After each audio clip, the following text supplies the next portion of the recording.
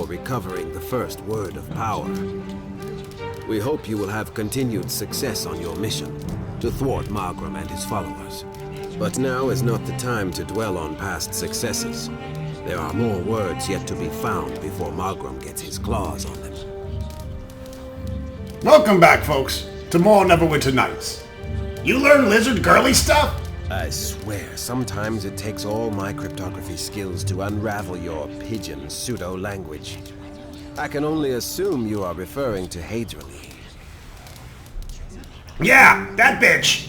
There is no new information, though as I mentioned before, my operatives had turned up evidence of clashes between the cultists and a mysterious group of lizard men. But just because this Hadraline is an enemy of Margrim doesn't mean she's on our side either. I'd like to meet her in person before I decide if we can trust her or not. You learn stuff about Margrim? I am as ignorant in this matter as you, my dullard friend. And you have no idea how much that admission pains a man whose very livelihood is the gathering of information. My operatives have gathered no new information on Margrim's cult. We still have not learned why they started the plague, and we can't even guess at why they are seeking the words of power. But I would wager my life on the fact that whatever they are up to will spell disaster for Neverwinter. We are counting on you to stop them. How'd the war go? The city itself still stands undaunted, for now. However, if you fail in your mission, I fear our cause will be lost. Erebeth seems to inspire her troops with her single-minded desire to destroy Neverwinter and all it stands for. It helps soldiers to have a cause to follow, even a cause steeped in hate. Erebeth be bad lady for doing this to Neverwinter. Do not judge her too harshly. Love and hate are two sides of the same coin. Both are emotions we have little control over. Erebeth loved Neverwinter, just as she loved Fenthic. And the city she loved turned its hatred and desire for vengeance on the man she loved. Blah, blah, blah. I cannot be so quick to condemn Erebeth for a similar change in her own feelings. Finthic be dead, but that's not excuse for Erebeth to make Neverwinter all dead. I am not saying I agree with Erebeth's actions, only that perhaps I can understand them. However, my loyalty still lies with Neverwinter, and I desire nothing more than to stop Erebeth from claiming her vengeance. Me go now! I wish you luck in your mission. The very survival of Neverwinter may depend on it. I figured they'd drag your carcass back here eventually. You I'm just here for your fucking story, so shut your mouth! Well, the wizards are a funny lot. You know, no self-respecting thief would go poking his nose in the places where it should to get cut off, but wizards run like moths into bonfires. Halasar was no different. He didn't want me to find out, of course, but had a way of sneaking around his tower without him knowing, and I saw him summoning demons. Demon? So he bad evil man then? I don't know about evil. We are talking about Calypson here. I knew of two noblemen alone who had a succubus doing the house cleaning. Anyway, the demon seemed harmless enough. Halasar and it seemed to have some laughs, and it tickled the mage's belly until he was giggling like a schoolgirl. So after Halasar dismissed it and left, I decided I would call up this demon and just see how much riches he could give me. It really didn't seem like such a big thing at the time. You consort with demons? Sheesh, you make it sound like we got married and ran off to the Dales to live in bliss. I only summoned it once, my lord, gosh. So I read a bit of the wizard's book and summoned the demon, right? Well, the demon looks all surprised to see me, and he just laughs and laughs and laughs. I ask him what's so damn funny, right? He says, "Why you, little one?" He has the big booming voice, and all I can think is, boy, I am going to be so rich. Well, I shouted at him and demanded he make me rich, right? And he laughs again, so I say he better make me powerful then. Figuring that's maybe just as good. So he laughs again. Finally, he calms down and says, okay, and gives me a magic wand. Says that it'll give me all the power I need, and poof, he's gone. Boy, that wand got me into such trouble. Why? What did it do? I'll have to tell you about that wand sometime later, maybe. Let's just say Halasar wasn't happy about it. Anyways, I'm sure we get to more important things to do, right, my lord? Not really. back. So you... Is there something you... You seem quite interested in this subject, Lug-Lug. I suppose we could spare a few minutes with our quest to speak about Gon's arrival on the shores of Lantern, if you wish. Me not ask you if me not want to hear it. Precisely. As I already mentioned, Gon Wonderbringer appeared on the shores of Lantern during the times of troubles. During those years, Ao, the Overfather of Gods, decreed that they must walk among us as mortals. God Wonderbringer chose to take the form of a gnome, a logical choice given the obvious advantages of my race. It was in this form that he washed upon the shores of Lantern. As you can imagine, people were skeptical of Gon's claim, but the Wonderbringer's clerics confirmed his identity. During the time of troubles, there was great strife among the suddenly mortal gods. Bane, Baal, and Merkur slew each other, battling over the portfolio of death. Joaquin, goddesses of wealth, and the commerce vanished and has never returned. But Gon chose not to become involved in the machinations and power struggles of the other deities. He dwelt peacefully among the people of the island home, sharing his wisdom and knowledge with us. Perhaps the most well-known gift he shared with us was the secret of making smoke powder. Smoke powder, huh? Smoke powder is quite useful, if somewhat dangerous. Though it resembles nothing more than coarse black sand, and unlit smoke powder will explode with a blast of surprising force. Smoke powder is a remarkable tool with many uses, but it can be quite destructive in the wrong hands. This is why even among the Latinese, the secrets of smoke powder are known only to a precious few. But even with smoke powder as Gon's most well-known gift to my people, it was not the most important piece of knowledge he shared with us. What you mean? Him give you some other gift? As I've told you already, we are a society of observers and tinkerers. We have a tradition of isolating ourselves from the politics and events of Faerun, but Gon changed all that. He warned us a time was coming when we must become involved in the affairs of the mainland. A time was coming in which we could not afford to remain dispassionate and neutral. He would not say when this time was or what the circumstances would be of this momentous event. But when a god tells you to go forth into the rest of the world, you would be wise to listen. But Lantern still be secret mystery island. Given the analytical nature of our society, you cannot expect we would suddenly integrate ourselves with the rest of Faerun without careful study and research of what we are about to undertake. Suddenly, the discoveries and accounts of those who were left on our island, journeys and exploration, became infinitely more important as a tool to teach us the society and culture we knew we would soon be interacted with. Now, by all law, all who leave Lantern must first visit the clerics of God Wonderbringer to obtain divine guidance before embarking on their journey. What guidance did priests give you? Me? You know, the usual. Go with Gond. That kind of thing. Pretty much what you'd expect. You be keeping sneaker from me, gnome, you tell me. The guidance I receive from Gond's clerics is a personal and private thing, Lug-Lug, and nothing to do with our work for Aaron Gent. Perhaps I'll speak more on this later, but now is not the time. We need to focus on our mission. Blah, blah, blah, blah. I've been waiting for you. Yes? We should focus on finding the words of power for Aaron Gent, but I suppose I could spare some time to share with you the legend of my people I mentioned earlier. In the ancient times, all the Uthgar tribes were one, a mighty nation under the great hero King Uthgar. Our people are indomitable in battle. None dared stand against Uthgar. He wielded his great spear. It is said no weapon could harm him when he brandished the spear over his head. Uh-huh. But against all greatness the armies of our enemies massed, goblins, orcs, ogres, and other creatures too foul to mention. A dark host marched forth from the mountains to battle with God and his people. According to the tale, there was a young boy who desired nothing more than to be a great hero of Uthgar. When the news of the invasion came, he swore he would join the ranks of the men as a warrior. He was a mere child, not even a youth, and when the warriors told him to stay with the women and infants, but the boy was brave and stubborn, and he would not accept this. What did the boy do? The night before the battle, the boy crept into Uthgar's tent and stole his magic spear. Then the boy marched out into darkness to face the horde alone. But he was a child. He did not even know where he was going and soon became lost in the woods. In the morning, Uthgar woke to find his spear gone.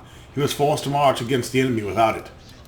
The battle raged fierce and bloody, and many warriors fell before the enemy broke and fled. But even the victory came with a terrible cost, for Uthgar, father of all people, was felled by an arrow through the eye. What about boy who takes spear? Me whoop his ass. After many days, the boy found his way back to camp. Those who saw him with the spear quickly understood what had happened, and they blamed him for Uthgar's death. They cast him out forever, banishing him from the tribe. The boy fled, taking the spear with him. He had only wanted to prove himself a warrior. He had only wanted to help defend the tribe. His motives were honorable. but his actions had tragic consequences, and the Uthgard could not forgive him, just as Neverwinter could not forgive Finthic. But the tale does not end there. How does it end? Tell me, tell me. The boy vanished. He was never seen again, and neither was the Uthgard's spear, the symbol of source of the Uthgard nation's power and might. Without the spear, my people were vulnerable, and our enemies fell upon us. The great nation of Uthgard was splintered into small tribes. Never again would we know the glory of our past. Had the Uthgard forgiven the boy, he had the spear would have remained, and the empire would have stayed strong. Had Neverwinter forgiven Fenthic, Erebith might not have betrayed the city she loved. Oh, me guess me see the parallel there.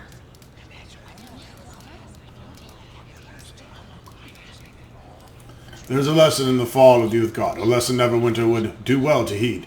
There is hope for the city yet, just as there is hope for the Uthgard. Hope? There is more to the legend of Uthgard's spear, Luglug. Perhaps later I will tell you the tale. Ah, poopy. Menu! I hoped that you would return, so I waited here. I've hardly damaged anything since you left. That's good. Shut up. Hey there, dear. I suppose you won't rest until I tell you about the accident. Yeah, me want to hear it. It was just over a month into our training when Gandolin decided to let us examine some of the collections of magical artifacts. He took us into his vault, the part where the lower-powered magic items were stored. We played with him for a while, but I was bored. You no blow place up, did you? That's not funny. I didn't destroy anything this time. Being from the wizard's home, most of us had seen items like this quite a few times. I was hardly going to be impressed by a wand of magic missiles. I noticed that one of the doors had been left open, so I thought I'd have a quick peek inside. I didn't mean to touch anything, but two of the students came in behind me. One of them asked what I was doing. His voice scared me, causing me to jump into the air, and I didn't land on the floor. I didn't see the rope that was hung to keep my people away from this one display.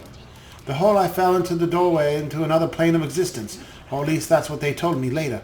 According to Gail Dillon, no person, let alone a child, should have survived that experience. So how you live? All I know is that my body seemed to expand and contract at a horribly fast rate, like a hyperventilating toad. The feeling seemed to last for hours, but was over in seconds. I can't explain it any better than that. When I stopped, I opened my eyes. What did you do? There was a large grey squishy thing that looked at me with 20 large eyes. I whimpered a little, I remember that. Then it started to move. I don't think I've ever seen anything move so very fast. I screamed as it attacked and continued to scream as a bolt of glowing blue lightning ripped through its body, just seconds before it could reach me. I sat on the ground trembling uncontrollably. Arms enveloped my quaking form, and the soft voice whispered words into my ear. What did the voice say to you? I can only recall images and journeys of safety, of life and death, and of times to come. As the voice spoke, I began to feel very tired, and I drifted to sleep. When I awoke, I was in a comfortable bed surrounded by a curtain that stretched up to the ceiling, and I could hear a man and woman's voice talking softly beyond it. The voices were suddenly interrupted by the entrance of my master, who angrily asked why I was taken to the temple of Sehenin. A single word from the woman stopped him cold. How'd she make him stop? What'd she say? All she said was his name. He looked at her with piercing stare, then his eyes opened in surprise and he sank to his knees. I was confused, having no idea who was standing by my bed. The only word my master could speak was her name. Sehenin. Now you saved by a goddess? Way cool! The goddess came over and pulled the curtain back. She smiled and kissed me on the forehead. My child, she said, you have exceeded the boundaries of luck. A green light surrounded her body as she stepped back and disappeared. For years after that experience, people treated me with awe and called me the godchild. Sehenin did me a favor, but there were days when I wished she could have done it quieter. That seemed more than lucky to me. Such is my life, bad and good luck in heaping amounts, like a gift of gold that crushes you under its weight. I have dedicated my life to the goddess. She gave me that gift, so I gave everything back to her. There's a task that she wishes me to accomplish, and why she chose to save my life.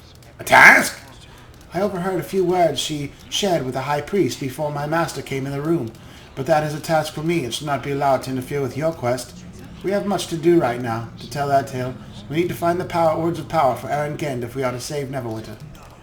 Yeah, me know. I suspected you. Yes? All right, I thought about which story to tell you, Luglug. It's an old one. The story of Tamerlane and the Song of Love. Love? Shush! You promised to be good audience, as if I recall, so be quiet. Tamerlane was an elven bard, one of the most important talent and famous from an age ago. At the peak of his life, he was happily married with numerous children, yet he still felt he had left something undone. He bid his children a tearful farewell one day, hugging his faithful wife close to his breast and promised to return. He began the greatest quest of his long life. For decades he searched for Hanali, the elven goddess of... how the fuck? Hanali Selenil, the evil goddess of love. The elven goddess of love.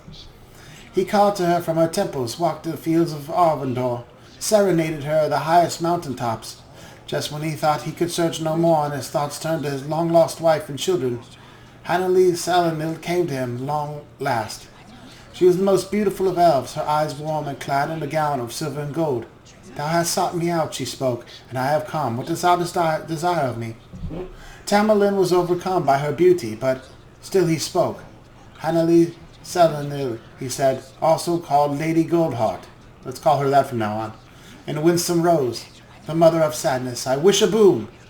I desire to know the true meaning of love, so that I may write a song to stir the hearts of mortal and immortal alike. Would you grant me this boon? The goddess thought on his offer and smiled. I am the three who are one, child. Perform a task for each of us, and you shall know the true meaning of love, and be rewarded. 3 who are one? Yes, the Queen of Arvandor is the elven goddess, Angarhadagur. But she is commonly thought of as 3 goddesses, 3 aspects who together are one, the triune. One of course is Hanali Selenil, goddess of love, and the gold elves. One is Eredri Fane, the goddess of sky, and the winged Evrier. The third is Shahani Moonbow, goddess of dreams, and the moon elves. Tamerlane readily agreed to perform the task, of course. That, however, I'll tell you is another time. Seeing as you interrupted and all. Oh, come on, you tell me now. To be honest, Luglug, I've forgotten how the part of the story goes. Let's keep moving. I'll remember the rest eventually. Okay. Alright, we're going to let Sharwin the Bard tag along for a little bit. I like her buff spells and him, and I like her titties. Yes? Is there something you... We need her to level up, though. Yes? Is there some...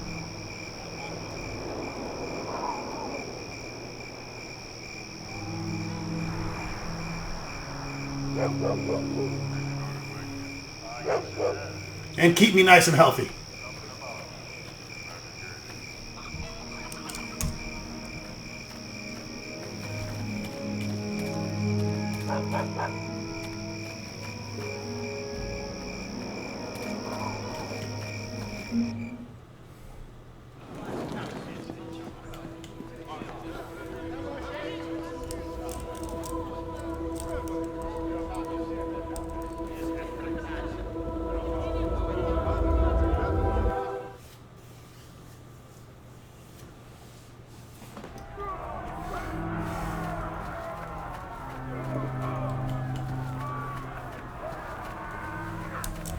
We'll give Sharwin a shot. If not, I'm going to check out Dalian. We'll put that half-orc to work. You can't beat the half-orc combo. That's a full orc.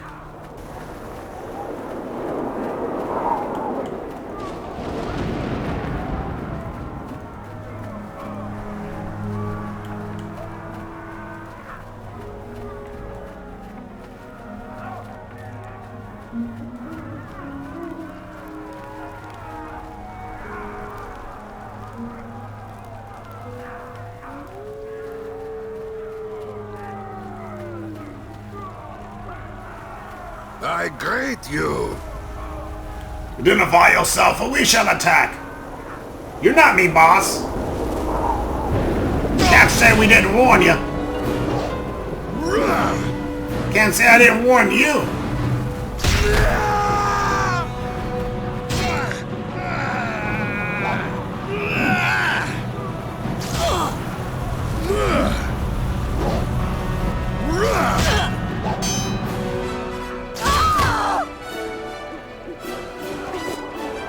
No one talks shitty to Luglug. that same key.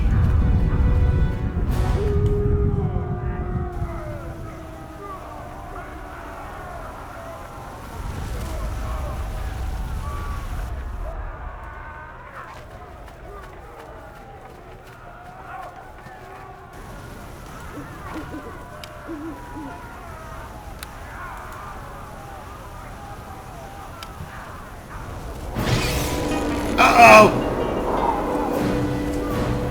Maybe I shouldn't have killed those guards.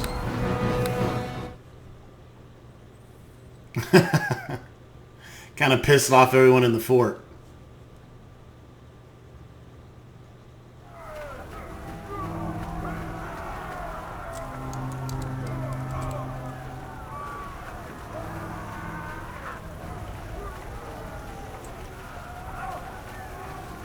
We want to blow all our questicles. We need questicles.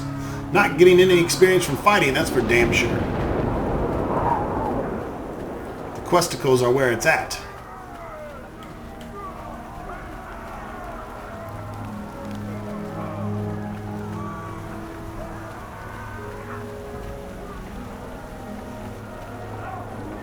I greet you. Me lug, Aaron Genson me work for Lord Salathangy. Oh, great. When they finally send us some help, we get a half-wit. Hope you fight better than you speak. I do. You better go see Commander Dumbass. Go to the building in the northeast corner of the fort. Okay, me go see Commander Dumbass. Now Paige not so mean. Hi there. Keep the lights bright is what I always say.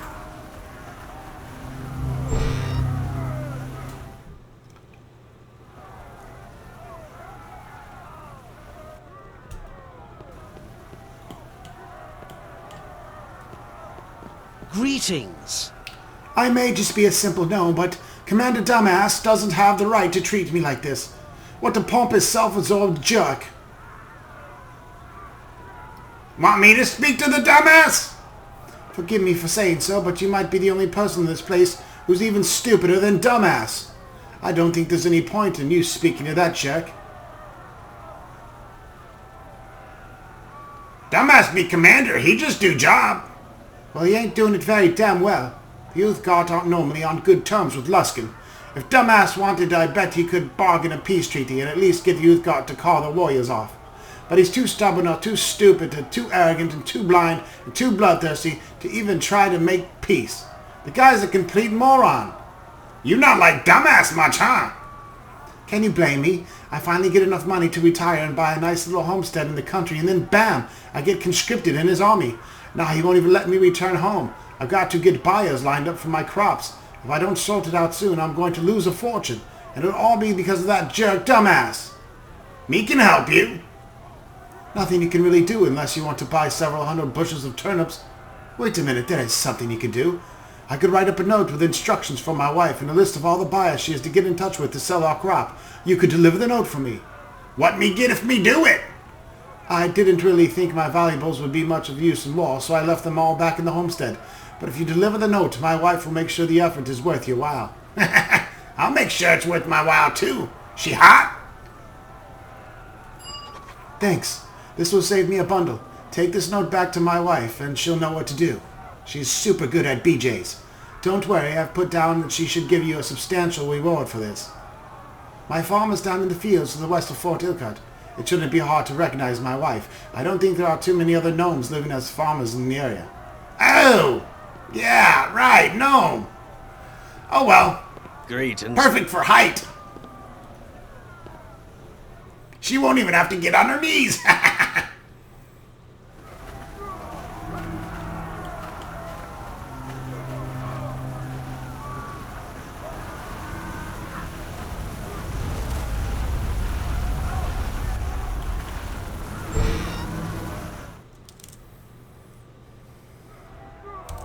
Ooh, Commander Dumbass! Hey, this is the commander's quarters. I don't want you enlisted men traipsing through... Oh, I'm so sorry. I thought you were one of my soldiers. Oh, please forgive my outburst. I would not have it said that Commander Damas is a man without class. How may I be of service to you? Me want to ask you a question. I suppose I could spare some time, though between the catapults bombarding us and the endless complaints of my recruits, I've already got enough headaches. You want me to go break catapults? You don't seem like the brightest man I've ever met, but I can't be too picky at this time. Tell you what, you go out and disable all 6 catapults attacking the fort. I'll make sure you get a healthy reward from the Fort Ilker treasury. Now, if there's nothing else. Why soldiers complain at you? They are soft and weak. They whine about missing their families and cry like little bitches about going back to their farms and homesteads. Don't they realize this is war? Fort Ilker is being defended. If we are to win this war, and it would help if my soldiers wouldn't question my every command. Now, if there's nothing else.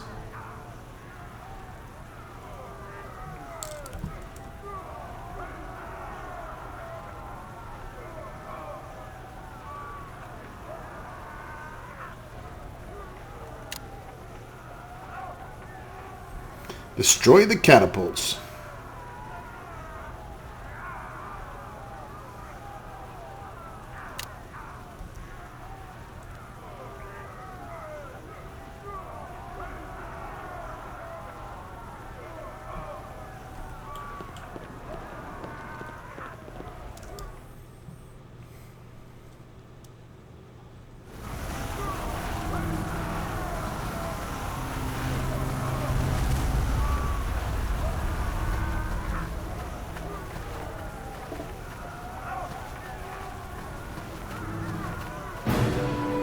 You guys can't just walk up in here.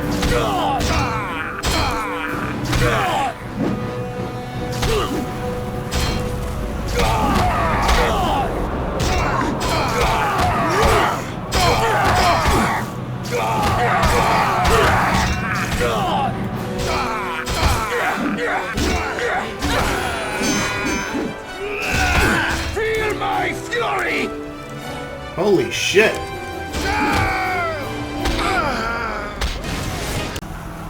Alright, Charwin, you gotta do a little bit more than walk up, cast a spell, and get a spell failure, and then watch me get fucking killed.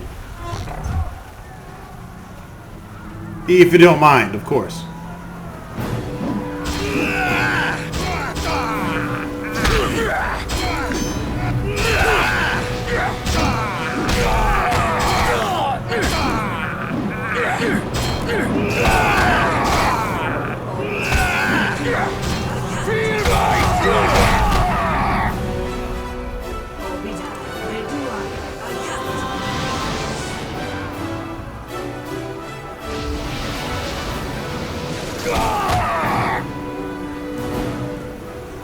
I don't know about this. Fire!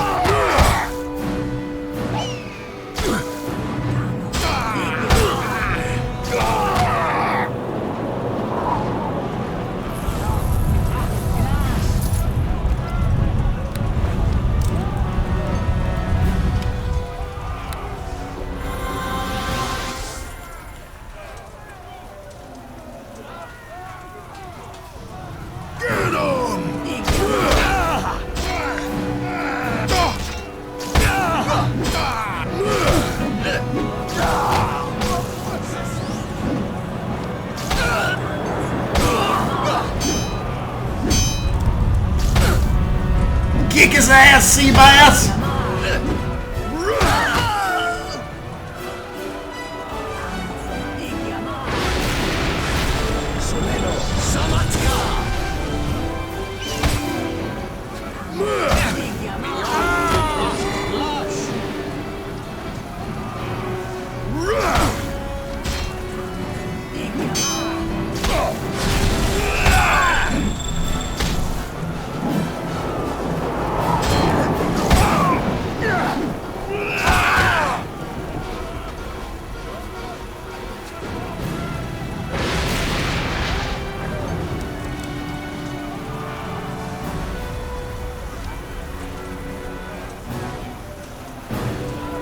Fire!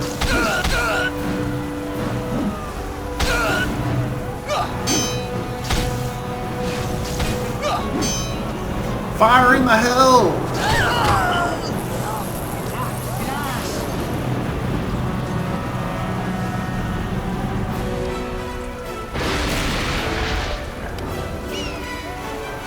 Fair enough. You silly bitch.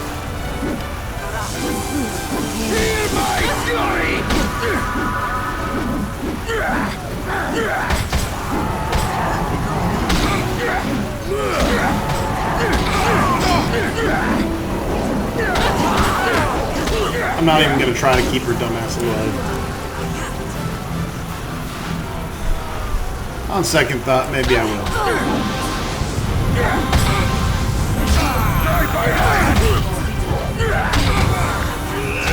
On second thought, maybe I won't.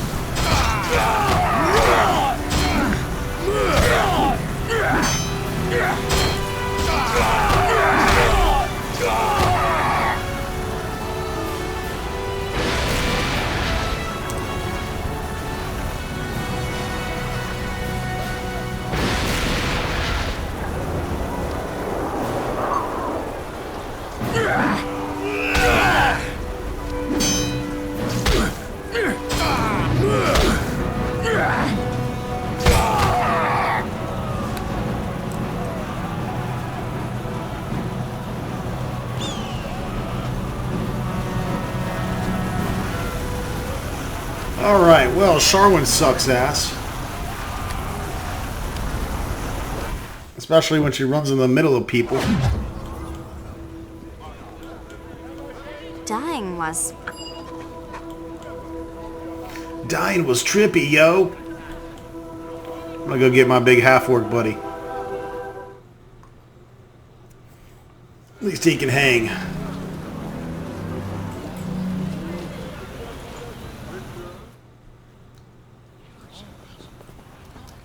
I have been waiting for you. Yes? Is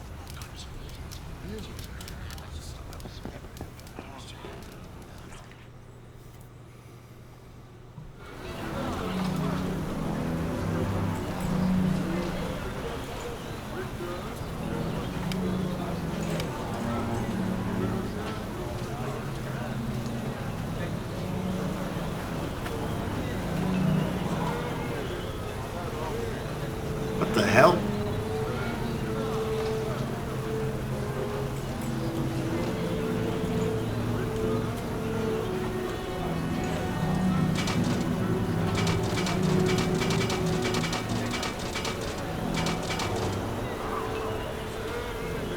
Crazy.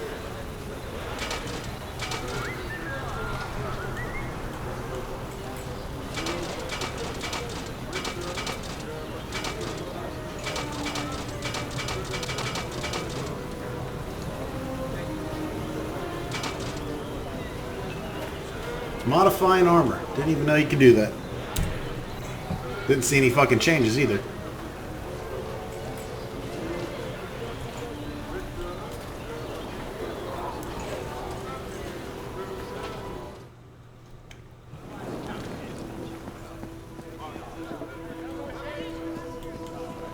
Hey, I'll tell you!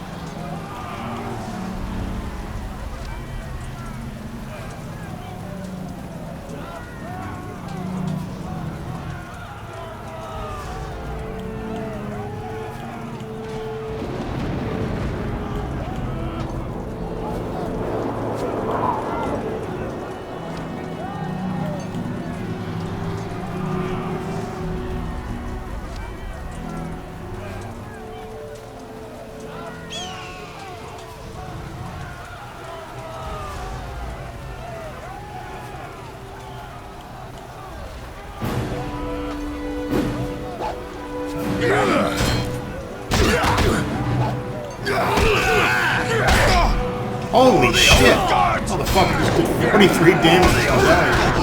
Oh my god, are you fucking kidding me? Run! Run, lug, lug!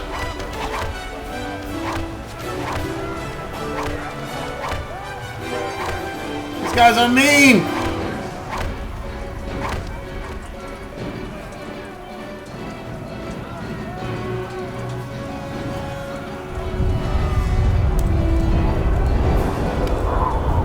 Getting my fucking ass handed to me, man. This is bullshit. Nobody can defeat the terrible Lug Lug. I found...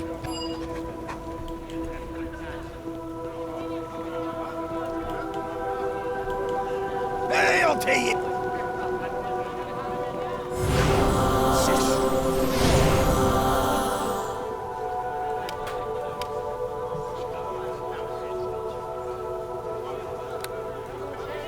Armor class 24 and 148 hit points. I'll have to cross-reference that with Grim though.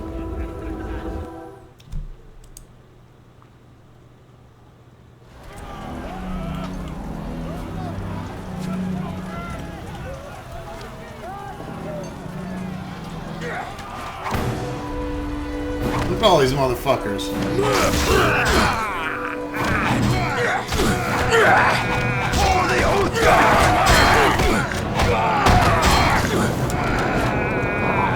That guy's doing a shit ton of hit points. I don't even know if I'm supposed to be fighting him or what.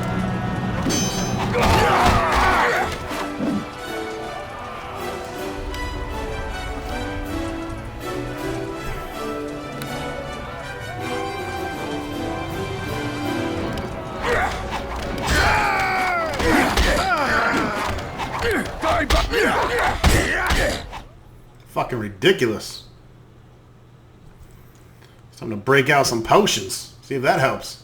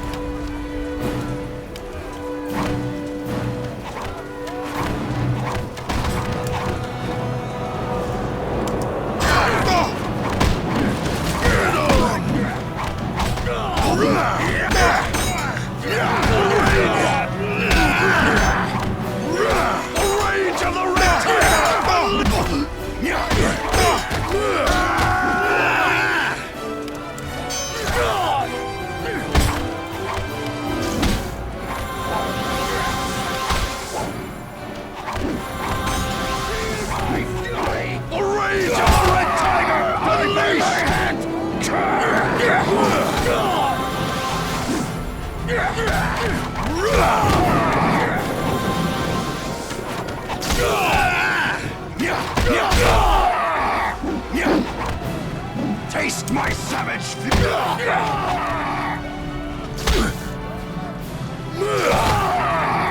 Holy shit!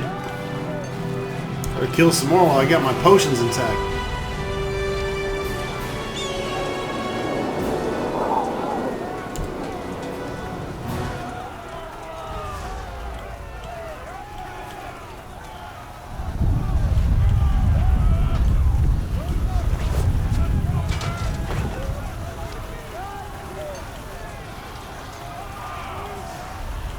Those motherfuckers don't play, man. They were just stomping Lug-Lug's ass.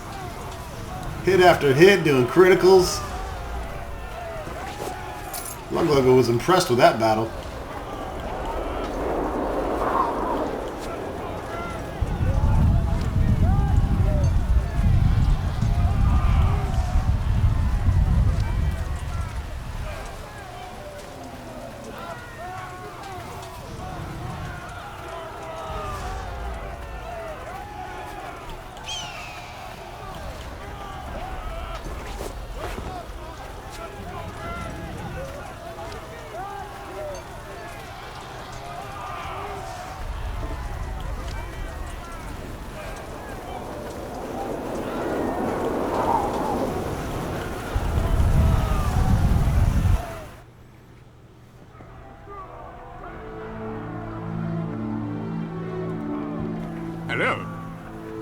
Speed brake, catapult! Well done. Did you do bludgeon them with that rock-hard noggin of yours? I'm only joking. It's excellent news, of course. I must assume that you're the one responsible for this. Therefore, you shall be the one to receive the reward. Give me more of me snap neck like twig. I think twice before threatening me here in my own fort. My troops may not love me, but they will slay you if you kill their commander. If you desire more gold, I have another job. The Uthgard siege is still a problem even without the catapults lobbing death from above. You could bring me the head of Arnes, the Uthgard sub-chief in charge of this siege. I stick his melon on a pole outside the gates. The Uthgard would think twice before attacking. I think I left head back on ground over there. Hopefully.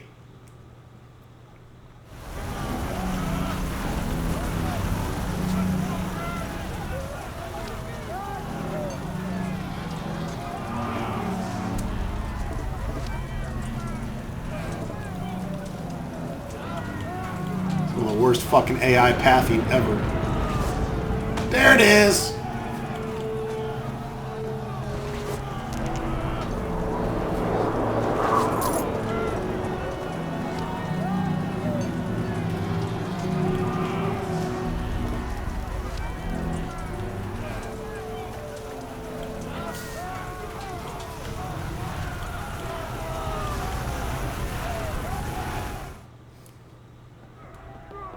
Hello.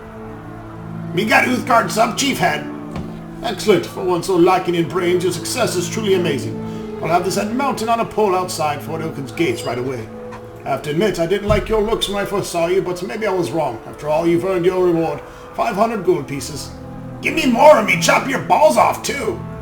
Don't be a fool. My soldiers may not like me, but I do have an offer you may wish to hear. The best way to break the Luskanok tribe alliance is to kill off the Uthgard chief, the Zokan Thunderer. Without Zokan to guide them, the elf tribe will fall apart, and that will be the end of the alliance. The Uthgard chief is holed up in an old fort just west of here. Damn coward hasn't come out in weeks. Bring me his head and I'll give you a fine reward.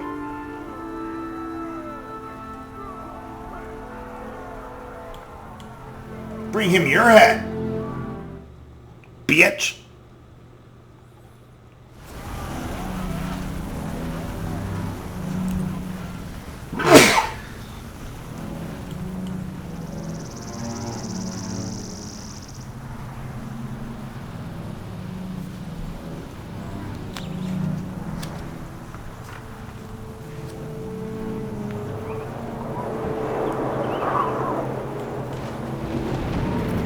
Time to head off to the northern homesteads.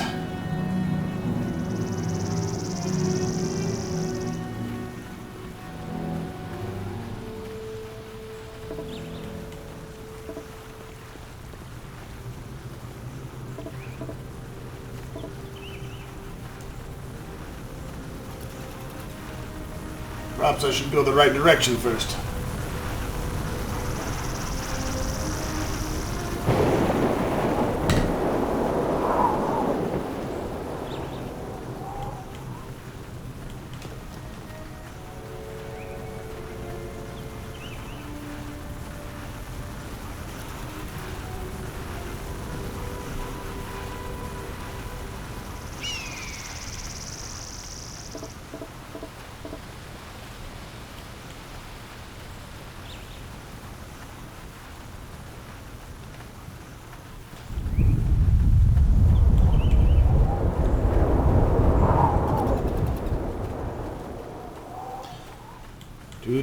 Do. What the hell is my dude?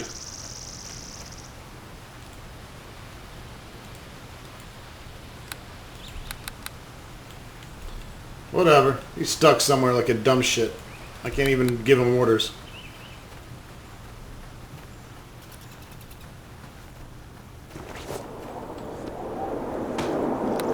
Oh, I see him. Yeah, way back there. Good job. Nice pathing. This will catch him up. The text of the brief letter is written in a plain and unremarkable script. Dearest Mathilda, I meant to send this note to offer you words of comfort, but even in the letter, I cannot lie to you, my love.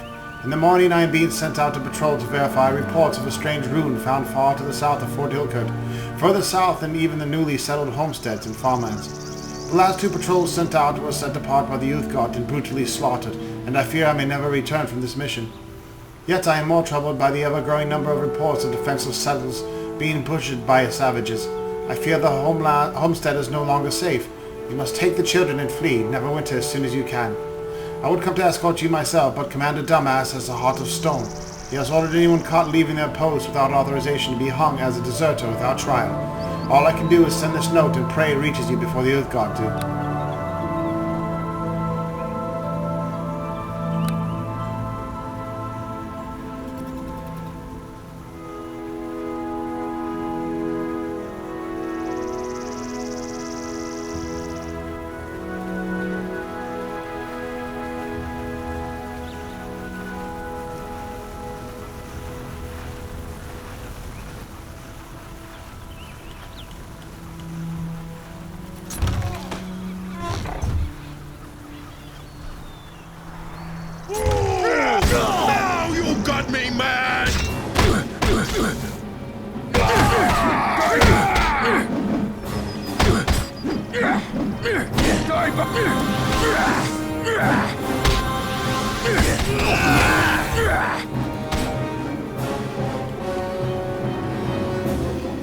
Oh my god.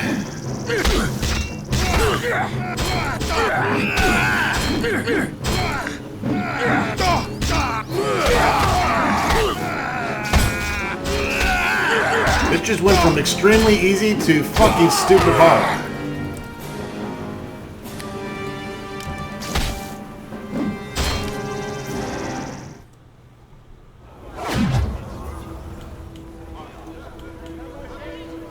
I found...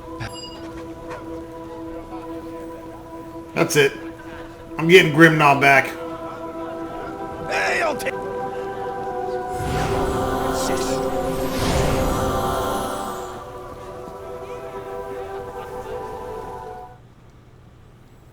I don't roll well with these others.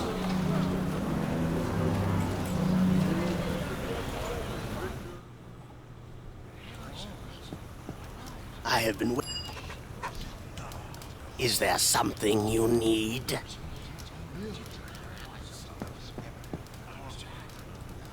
I've been waiting for you. Get the fuck out of my way, tiger dick. I've been waiting for you. You blocked the fucking doorway, man!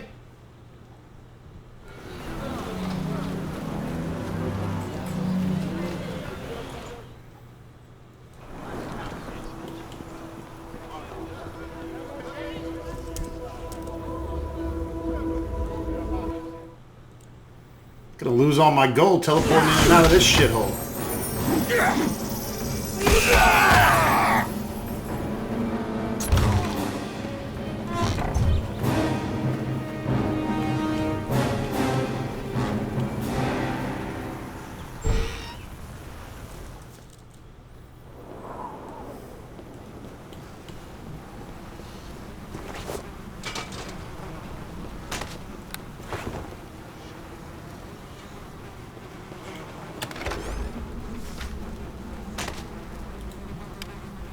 Blood stains the cover of many of the pages of this diary. Most of the entries are written in firm, bold hand and describe the day-to-day activities of the settler family as they worked the fields and tilled the land. The final entry is written in a finer script.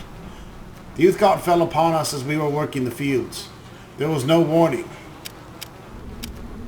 and we can find no reason for the sudden attack. Father stumbled with an arrow, took him in the leg, but while the savages hacked away at his fallen form, Mother and I escaped to the homestead and barred the doors. There's no escape for us now. The barbarians have the home surrounded. The soldiers at Fort Hillcourt are too far away to arrive in time to save us, and I fear our neighbors are already dead. I can only pray that when the savages break through the door, our deaths are merciful and quick. Well, let's see.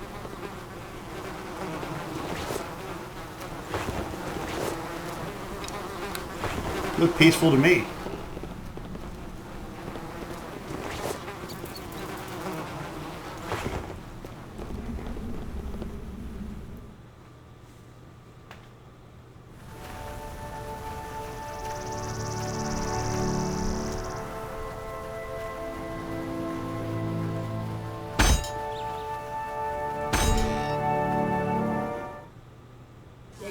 Iska. Now you got me, man!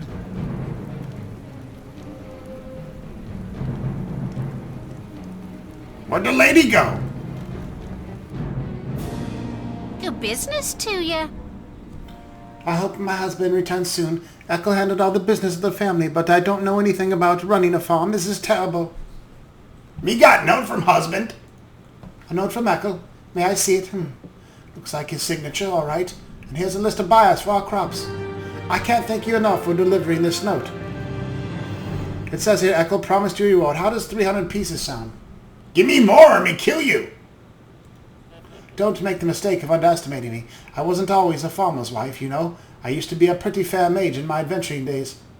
If you hadn't saved my farm, I'd give you a taste of my spells. You wouldn't soon forget, but I'll honor Echo's commitment. Here's the reward you'll promise, but you'd better apologize before I do something we both regret. Me no sorry, bitch. You got problem with that? Fucking little gnome, take 71 damage. You're not feeling so hot now, are you? Bitch! 3 experience for Lug Lug.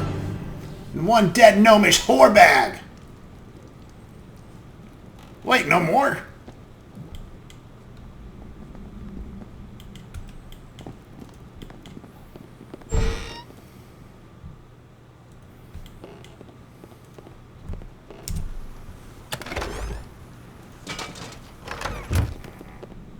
That's alright, I get good money for this tower shield, +3.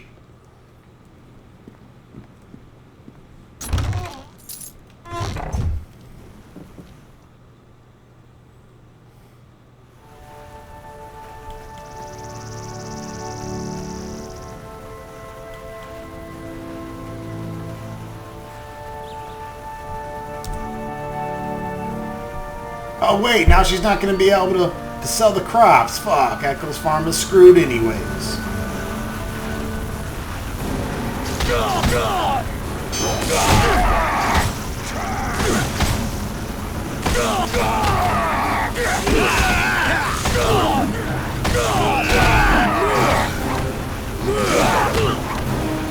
Feel the chill touch of the grave.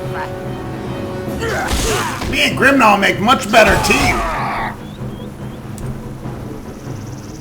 Fuck what your mama gave you.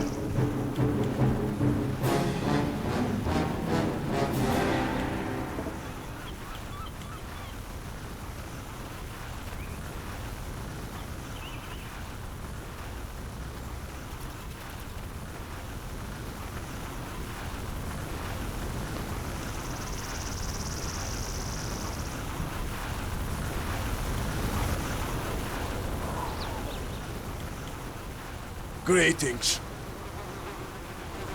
You come bearing the Uthgar token of peace. Do you wish to negotiate with the people of the Oak?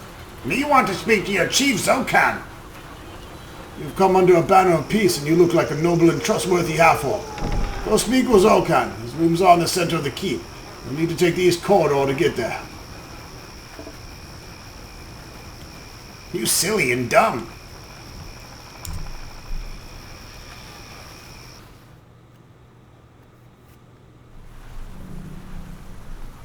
Alright folks, that wraps it up for this video. Stay tuned for more Neverwinter Nights.